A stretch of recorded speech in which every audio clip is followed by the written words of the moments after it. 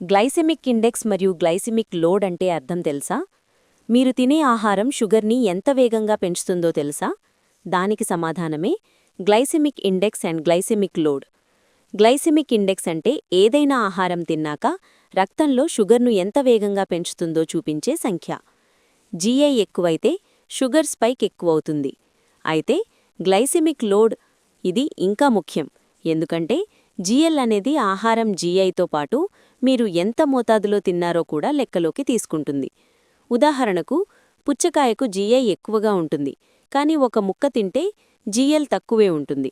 అంటే అర్థమేమిటంటే glycemic index మాత్రమే కాదు, గ్లైసెమిక్ లోడ్ అసలు కీలకం.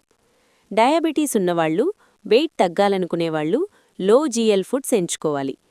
ఆహారంలో చిన్న మార్పు వల్ల మీ షుగర్ ఎప్పుడూ మీ కంట్రోల్లో ఉంటుంది.